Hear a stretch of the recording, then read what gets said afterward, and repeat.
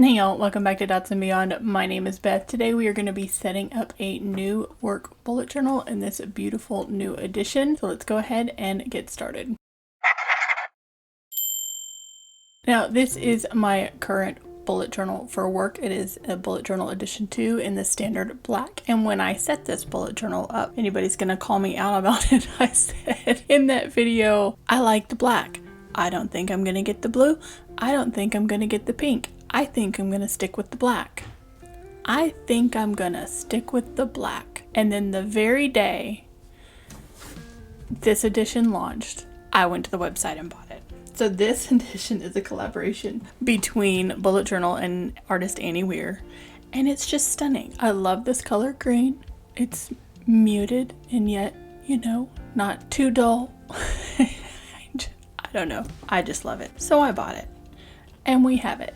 And this is the bullet journal that I am going to be using for, we'll see how long it lasts. My last one lasted me 4 months. It used to just last me 3. And now the reason for that is because I'm struggling. I'll be honest, I'm struggling with my work journal. I'm struggling with my work processes. Some of that's going to be reflected in here. We're going to change some things. I am moving some things to some work digital tools to see how they work for me. If they don't work for me, we're coming all the way back into the bullet journal. It's just the way that it's going to be. So we are going to go ahead and set this up with the use of some of the bullet journal stickers. I did a full sort of review of the bullet journal edition 2 when I set up my last journal. If you really want to do a side-by-side comparison between my last journal that I set up for January and this one that I'm setting up starting in May, I'll link it down below. There's also a playlist for the work journal. You can actually go back and watch and see my progression from doing an artsy work journal to a minimal work journal if you would like to see that, because I do use them for different purposes. I'm actually gravitating closer and closer and closer to putting life and work into a singular journal. Will that happen in 2023? I do not know. We will find out when I get ready to do my planner stack for, or not 2023, 2024. I'm not ready to change it yet, so we will see when we get there. So this has all the same features as my last bullet journal. It's just prettier. It's really, you know, the answer to that. And I'm sure I'm going to get questions about it at work. The black ones are really nondescript. It just looks like an everyday black journal. This one's going to stand out. People are going to be like, ooh, where'd you get that journal? So it has all the same features. You've got your what, why, your grid guide in the middle. It does come with this thank you very much card. I'm actually going to use this. I'm going to need some of this color paper, so I'm going to tuck that right there and use that. We have this page here. I do glue these together. I'm not going to do it right now. We're just going to flip to this page right here. So this is the information on this being a limited artist edition by Annie. Normally in my work journal, bullet journal, this is a blank page, and this is where I stick some sort of printable with my theme, and my overarching theme for 2023 has been time. This one is a picture that I pulled off of Canva, and I pulled the tulips because it, you know, sort of matches. I would normally put this here, but I do not want to cover up and then have my name and stuff here. I don't want to cover up the information that this is a limited edition by Annie. I want to keep that here. So I'm going to put this here, and then I'm going to cut off a piece of this and kind of stick it on here so that I can write my name and my number. That's how we're going to still get my little time theme in here, as well as my name and my contact information. And if y'all have watched these, I'm not real precious about how I put these down, because once they're down, they're down. And I just kind of just go with it. See, there it is, it's in. But I do want to figure out what size of this I need. So I think we will go with maybe that big and that big. And we'll be right back. Okay. It's not perfectly straight because I cut it with scissors instead of a slidey cutter, but it will be fine. I do think maybe if I can, just for aesthetics, I want to round the corners. We're gonna try. It might be too small. Maybe we can go with maybe a 7mm. Oh yeah, that's gonna work. Or not. Oh, there it goes. That's close enough. I get these little shards off of here. It's just slightly more appealing, right, than those hard edges. A little bit better. And I'm just gonna stick that in with this Tombow tape runner. And again, I'm not gonna be super precious about it. And that is where I will put my name and my contact information. All right, let's go ahead and move on to the next page. So this is my key. I've made a couple of changes to my key. Let me grab my journal.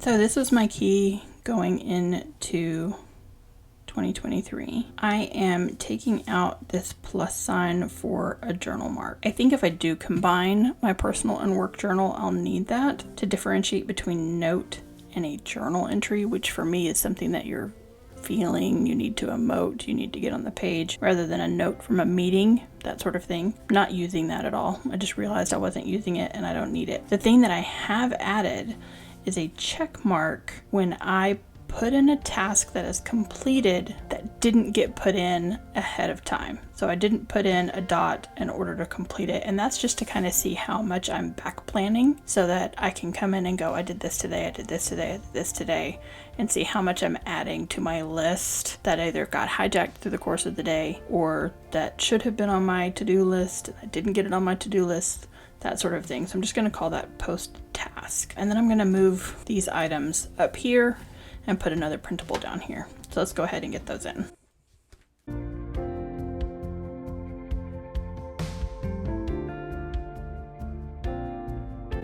Okay, now that that's in, I just want to stick a little something here. It's a little lighter because I'm gonna have something heavier here. Helpful, but heavier here. A little bit lighter here. And that is, you know, a little reminder from Ferris Bueller that we need to stop and look around once in a while. If you guys are watching all of my content, and I don't know who is and who isn't, in my last reading journal wrap up, I mentioned that I had only read 2 books in April. And part of that is because this year, normally, I've tried to take some time on my lunch break, if I'm not eating lunch with a friend or something, to read a book. And it's how I've been getting more reading in. You know, my therapist wants me to have no sad desk lunches.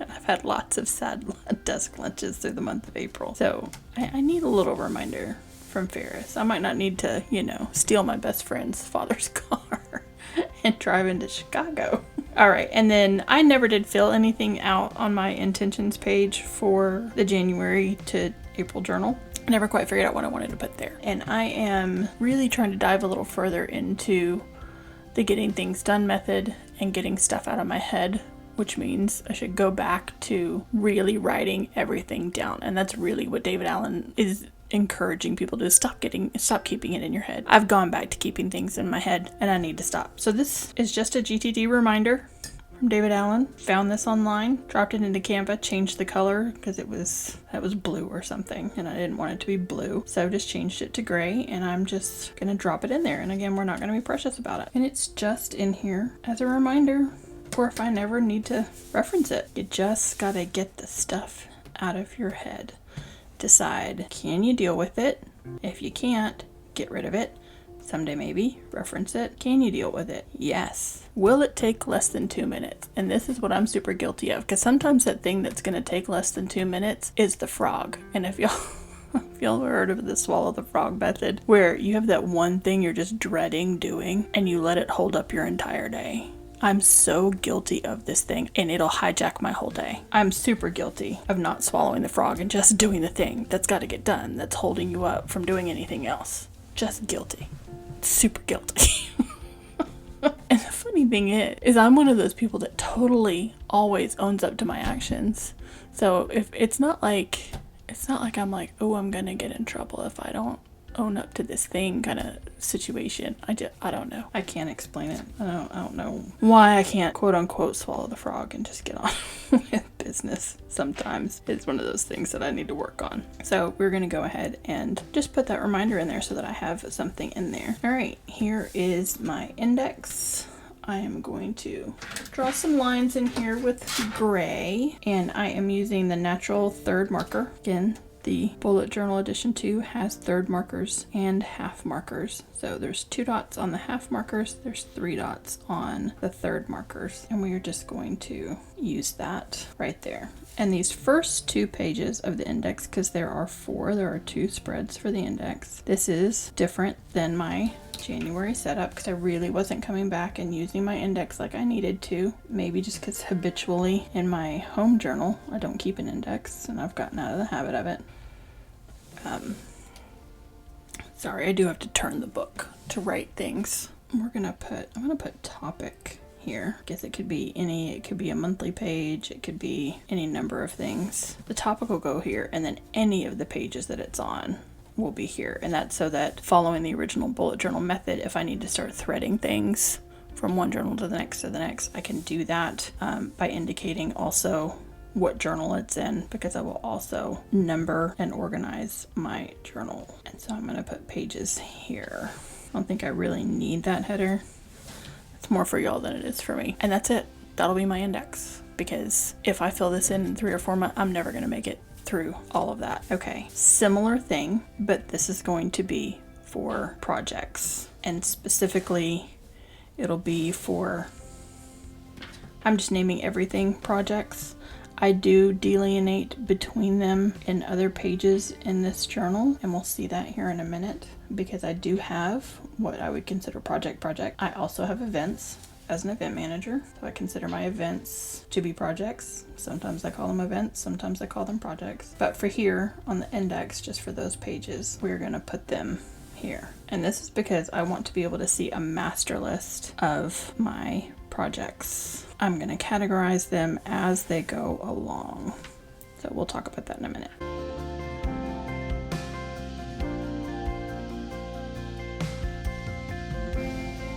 Okay, so here is my master project list, which is also very much like an index. So I will put the name of my project. I will put the date that it's due. If it's an event, it will be the day of the event. This is going to be a status column. And then we will have the pages that I reference that particular project, whether it's I have a committee meeting about that project and I take notes about that project, all of those things will go here. Status, typical bullet journal, but instead of to do, it's still up next. I'll put a dot on it, so like I may already know about it, or I can put the project on my list, and if it doesn't have a date yet, which is very common, I've learned in my current role, things like groundbreakings, they'll come to me and they'll say I want to have a groundbreaking in July. That's great. But then the funding doesn't come through, and that groundbreaking actually doesn't happen until August or September. So I don't actually get hard dates until we have money for the groundbreaking. I get the project on my list, and then I'll get the date on my list. And then whenever I'm going through my list, I can dot one to say, okay, this one's up next. Ones I'm working on can have a slash, they're in progress. Those that are complete will have an X on them. And I'll have a master project list. Is it gonna work? I don't know, I've never tried it, but we're gonna try it. I think it's gonna work. In my head it works. So we will see. All right, next up is the future log, my people. I am still gonna keep 12 months in a future log. Right now, I think I'm only gonna set up the next 6 months. I'm gonna wait a week or 2 before setting up the next 6 months. But this will push us just a little bit into 2024. I'm gonna have to get it in here pretty soon, but for now, for the video, I'm gonna go ahead and set up the first part of my future log. We'll talk about it, and then I'll set the other half of my future log up at another time. If I need to, for now, I'll just stick things in there in sticky notes, just because this is a weird time for me, and normally I start things on quarters or half of a year. So we're at a weird moment here, being at the end of April and the beginning of May. I'm gonna go ahead and set this up, and I'll be right back.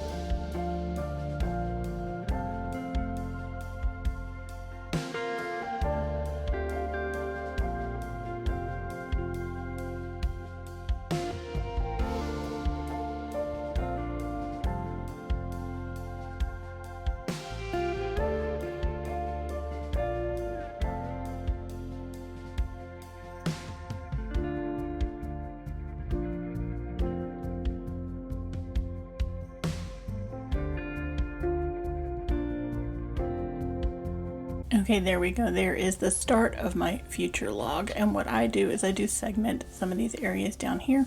One of these being for holidays. I stick those up at the top and I'll highlight those holidays with the same green mild liner just so I know where they are. And then I'll have one section for my events and super important dates and one section for things like meetings. And I think I'm going to stick recurring meetings back on here.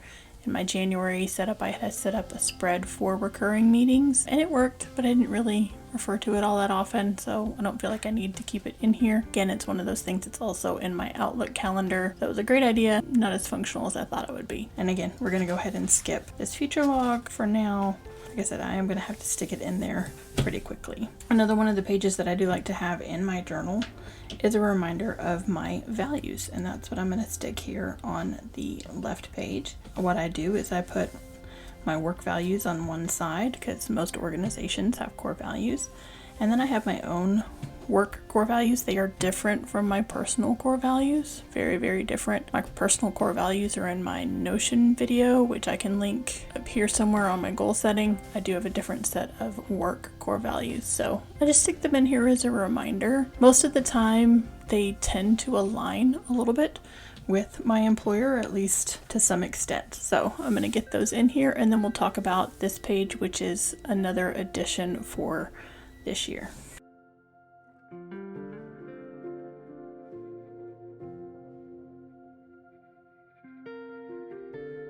Okay, so there are my values. I did my work core values in gray and my personal work core values in black. Those being lead with respect, listen and observe, own my actions, find and fill the gap, nurture relationships, and embrace change. And this over here is just a tip sheet that I have personalized. So this comes from Kim Alvarez from Tiny Ray of Sunshine. She did a blog post on the bullet journal website on regaining focus for a project that you're working on, or just regaining focus in general. And one of the things that I've really been struggling with lately is finding that focus, finding that purpose, finding that why. So I am going to put some reminders in here, and basically these are her bullet points, but I personalized them. So instead of use, I put in I's for me, and I'm going to go ahead and stick the credit down here, because if I don't, I'm not going to remember where I got these. But yeah, you can go to bulletjournal.com and I will link to it in the description box below as well, to this particular blog post from Kim Alvarez of Tiny Ray of Sunshine. I'm going to fill this in and we'll be right back.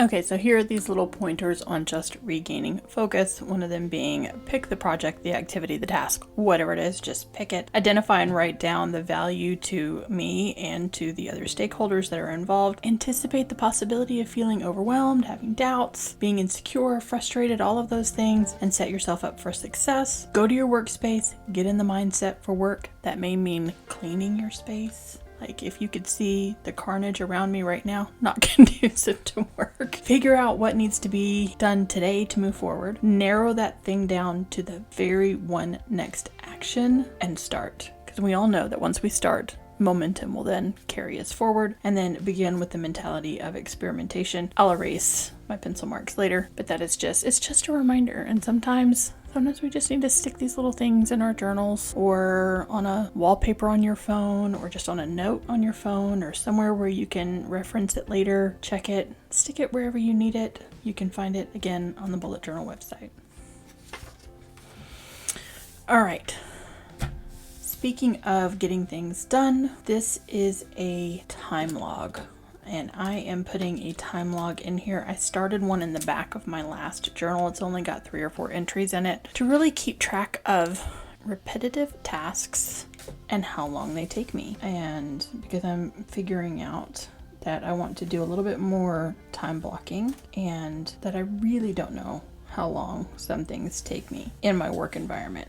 When it comes to setting up bullet journals, that sort of thing, I have a pretty good idea how long something will take me. But every now and then, like, there's a couple of reports that I have to run that are not as, let's say, user-friendly as I would like them to be. I'm really one of those people that would rather work smarter than harder, and when I have to manipulate a report, when it doesn't come out of the system designed to be read, and it has to, you have to tweak it, you have to change it, you have to, if it's in Excel, you have to delete columns or change formats or those sorts of things. I have one report that comes out that doesn't even have the proper time format.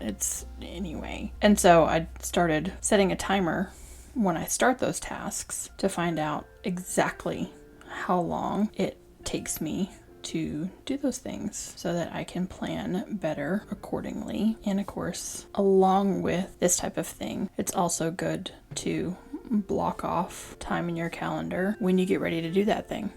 So if I have a report that I'm going to run, the running of it only takes me seconds, but the manipulating of it before I can send it on to the people who want said report takes me 15 minutes, 30 minutes, 45 or an hour, whatever it may be. I need to be blocking that time off on my calendar as uninterrupted time, just like it's a meeting. Don't call me, don't interrupt me, don't knock on my door. I'm doing a thing. So that's what this is. And we'll just have the task, the time that it took, any little notes that I need to put about that particular class. Do I need 2 spreads? Maybe not, but we're just going to start with it and see if I actually need that amount of time. And if you have never time blocked before and you just do your work, or you're constantly finding that you're falling behind on things, highly recommend keeping some sort of a time log for a little while. We all in our jobs have things that we do that are repetitive, and they may be taking you longer than you think they are. So just set a timer before you start it the next time. Do that thing uninterrupted. Stop the timer, find out how long it actually takes you. Jot it down so that you can plan for it better in the future. That's what this time log is for.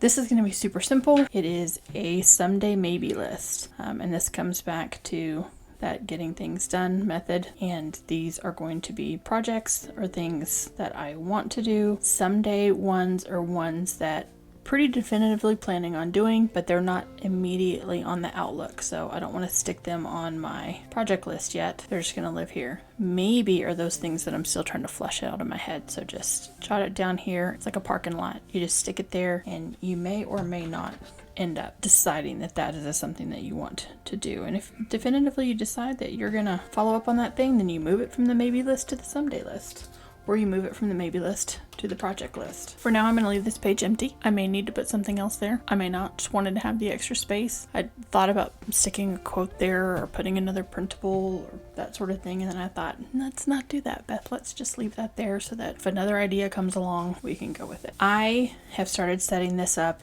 in my work journal. I was doing it every month. I may continue to do it every month, but for now we're going to set it up like it's the beginning of the quarter, and I realize that I am going to be here in May, so April's going to be blank. But this is an annual overview of the entire next year. It's kind of like a future log, but it's just so that I can see the whole year at a glance. We're going to do this a couple of different ways, and again, we are using the lines that are already in here. There is a recent video on the Bullet Journal YouTube page by writer Carol where he set one of these up as well, and I thought, I can absolutely adapt that to what I do. And I use this to now populate a wall calendar that I have on my office wall at work. And yeah, it seems a little excessive. I think those are those things that sometimes we just have to see things over and over and over again and in multiple ways to drive them home. For me, those things specifically are time related now, like calendars and dates and time. That's one of those things that I lost during the pandemic and literally just went away. I just completely lost my concept of time during the pandemic. I'm going to continue setting this up, and we'll be back in just a second.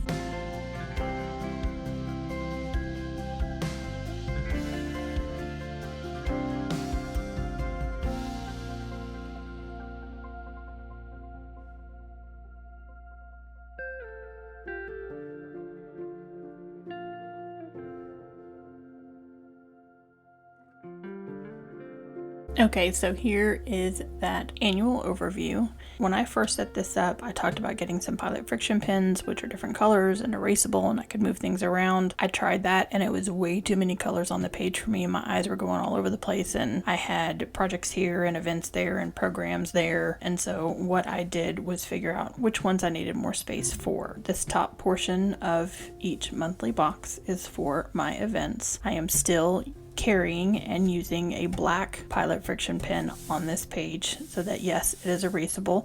As I stated before, some of my events can be moving targets when it comes to setting a date. So if originally it's going to land in July, but it actually ends up in September, I can erase it and I can move it. And then projects that I'm working on would fall in this section that has got the gray. And then programs, like I run my MVP program. We give out an MVP award every month. So that's something that I do would fall into this smaller category here. And I can put target dates for that in those areas there. So that is what that looks like. This is how I've chosen to color code it and still use one color pen so that I didn't have 3 different colors all over the page making my eye go all crazy. And I just choose to use a lighter gray micron, very light gray, to delineate in the middle of my months these other lines. And that's how it looks. And here is, we're currently in the second quarter. Again, April will be blank because we're past April. Third quarter of the year, fourth quarter of the year, and going ahead and looking ahead to the first quarter of next year. All right, now that that is in place, we can go ahead and I'm going to set up for May. And it's going to be super quick now that I've gone ahead and done this. I don't need to set that up on my monthly. I have another printable, keeping up with my time theme. Again, found a picture on Canva, and we are just gonna slap this right in. And there you go. Here I'm going to use the May sticker. I chose not to use these on the future log. I did for my last journal put them across here. I just decided it was a whole lot quicker not to mess with that. So we are going to stick May there, and then over here, May 1st is tomorrow. I'm filming this on the last day of April.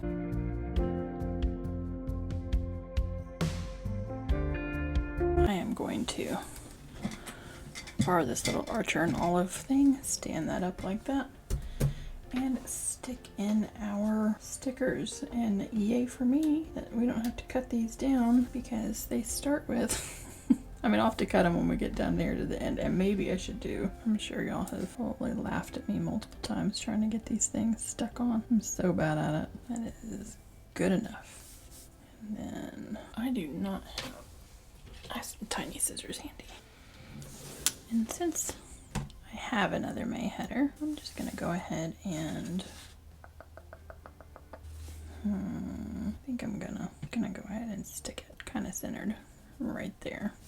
Sometimes I put a header that says events and meetings. I'm not going to do that. I know there are events and meetings. What I am going to do is highlight my weekends. This is one of those weeks that this week in particular, I have an event on Saturday the 6th. I don't normally have to work weekends, but this is one of those weeks that we do have something on a Saturday. All right, and that will be it for my calendar. Now, since I've put this here, what am I putting here? Well, on this side, I am literally just going to label this stuff. This is going to be my brain dump page in the spirit of David Allen and getting things done. And then I am going to segment these on their regular thirds.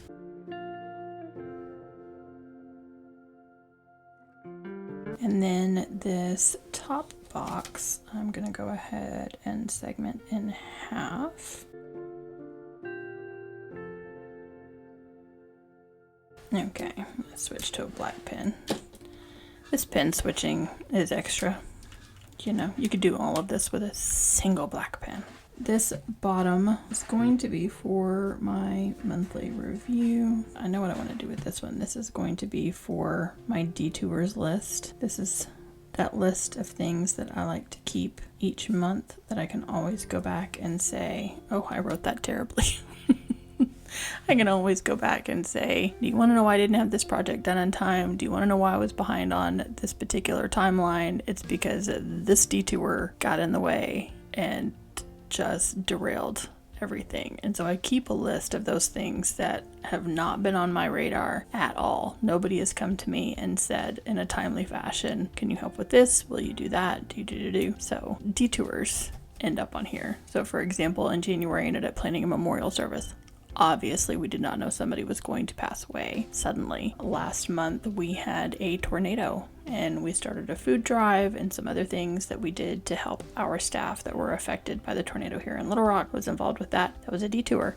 Glad to do it, glad to help, but it took some of my time. So those are the things that I put on the detours list. This is going to be my intentions, and this is going to be the big priorities for the month. So I like to have the priorities next to the detours just in case one affects the other. And then this is my brain dump to start off for the month, and I will start my daily logs here. And that is my setup in my new journal. Now, if you saw my last journal here in the beginning sections, I had lots of project pages, and I have decided not to put those in the beginning because a lot of them are getting moved into, or I'm trying to move them into things like Planner and Microsoft. I am relegated to Microsoft products at this point with our organization and security measures and the things that we have and the software that we have available to us. If I need to start setting up some project pages, I will start them in the back and move this way. And that's the great thing about these pages already being numbered. I can just go ahead and put them on my project list as to what page that they are on and go from there, as opposed to pre-setting up some pages in the beginning that I may or may not use. If I need to start setting up project pages, I'll do them in the back and move forward. I'm also trying to just move them into a digital system because I'm going through journals so quickly and I don't want to continue to set up project pages. But if I need to keep getting that stuff written down in hard format, it may just be that I set up project pages and only take notes for those projects on those pages, as opposed to having any kind of project timeline. So the timeline and that sort of thing might stay digital. I'll take notes when I'm in meetings and things in my journal, transfer them into a digital format later so that everything can live in one place. There we go. It is this beautiful edition by Annie Weir of this bullet journal, perfect for spring, with the tulips. I'll put my name here. We have my task list, my little reminder from Ferris, our David Allen Getting Things Done index, master project list, future log, which will be continued, my values, my regaining focus reminder, time log, very important, someday maybe list, year at a glance, overview,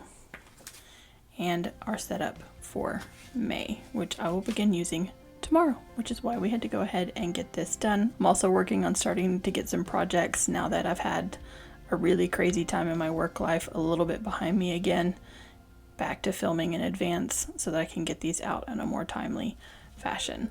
So thank you guys so much for watching, for being here. I know there's a lot of you that really prefer this stripped back work journal setup and seeing what I'm going to do with it from time to time. So if you do like this video, please go ahead and give it a thumbs up. Subscribe if you haven't already. There's a whole lot of you that haven't subscribed. You guys got to help me out. Hit that subscribe button, and I will catch you in the next one.